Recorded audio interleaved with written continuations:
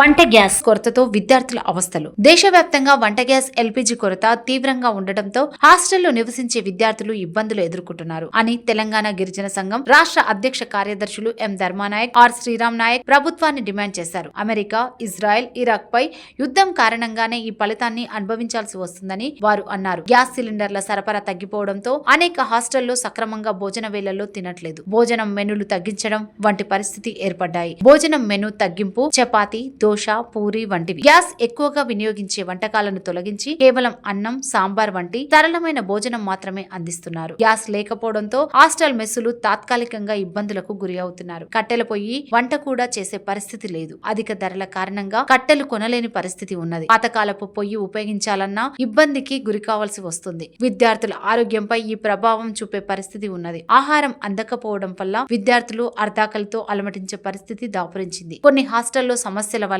తరగతులు లేదా ఇతర కార్యకలాపాలు కూడా అంతరాయం కలిగే పరిస్థితి ఏర్పడుతున్నది. వీటికి కారణాలు అంతర్జాతీయ పరిస్థితుల కారణంగా ఎల్పీజీ సరఫరా అంతరాయం, కమర్షియల్ గ్యాస్ సిలిండర్ల కొరత, పెరుగుతున్న ధరల డిమాండ్ కారణమవుతున్నాయి. కేంద్ర ప్రభుత్వం త్వరగా చర్యలు తీసుకుని గ్యాస్ సరఫరాలను పునరుద్ధరించాలని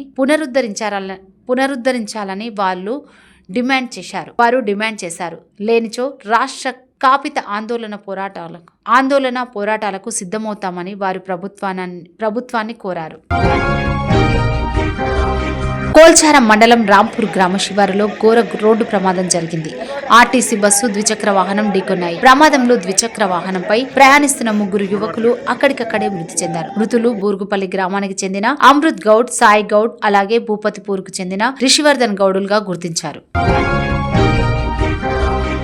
రాజ్యసభ సభ్యునిగా ఎన్నికైన గౌరవ శ్రీ వేం నరేందర్ రెడ్డి గారికి అభినందనలు తెలిపిన సుంకిరెడ్డి రాఘవేందర్ రెడ్డి గారు. తెలంగాణ రాష్ట్రం నుండి రాజ్యసభ సభ్యునిగా ఏకగ్రీవంగా ఎన్నికైన సందర్భంగా తెలంగాణ ప్రభుత్వం ప్రత్యేక సలహాదారు, నూతనంగా రాజ్యసభ సభ్యునిగా ఎన్నికైన గౌరవనీయులు శ్రీ వేం నరేందర్ రెడ్డి గారిని వారి నివాసంలో మర్యాదపూర్వకంగా కలిసి పుష్పగుచ్చం అందజేసి హార్దిక శుభాకాంక్షలు తెలిపిన ఐక్యతా ఫౌండేషన్ చైర్మన్, కాంగ్రెస్ పార్టీ రాష్ట్ర నాయకులు మరియు టాస్క్ సిఓఓ శ్రీ సుంకిరెడ్డి రాఘవేందర్ రెడ్డి గారు. ఈ సందర్భంగా ఆయన మాట్లాడుతూ, గౌరవనీయులు వేం నరేందర్ రెడ్డి గారు రాజ్యసభ సభ్యునిగా ఎన్నిక కావడం తెలంగాణ రాష్ట్రానికి గర్వకారణమని, పార్లమెంటులో తెలంగాణ ప్రజల సమస్యలను బలంగా వినిపిస్తూ రాష్ట్ర అభివృద్ధికి కృషి చేస్తారని ఆకాంక్షించారు. అలాగే కల్వకుర్తి నియోజకవర్గం అభివృద్ధికి సంబంధించిన పలు అంశాలను వారి దృష్టికి తీసుకువెళ్లి నియోజకవర్గ అభివృద్ధికి అవసరమైన సహకారం అందించాలని కోరడం జరిగింది.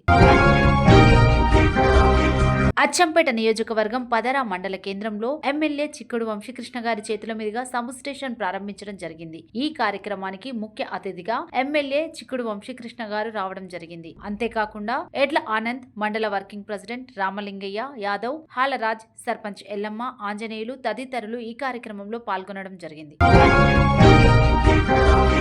ఈ రోజు వెల్దండ మండలంలోని వెల్దండ గ్రామంలో పీపుల్స్ హాస్పిటల్ వారి ఆధ్వర్యంలో ఉచిత మెగా వైద్య శిబిరం నిర్వహించడం జరిగింది. ఈ కార్యక్రమం ఉదయం 8 గంటలకే ప్రారంభం కావడం జరిగింది. మధ్యాహ్నం 2 గంటల వరకు కొనసాగిన ఈ కార్యక్రమంలో గ్రామస్తులు మరియు చుట్టుపక్కల వారు అధిక సంఖ్యలో వచ్చి మెడికల్ చెకప్ చేయించుకోవడం జరిగింది.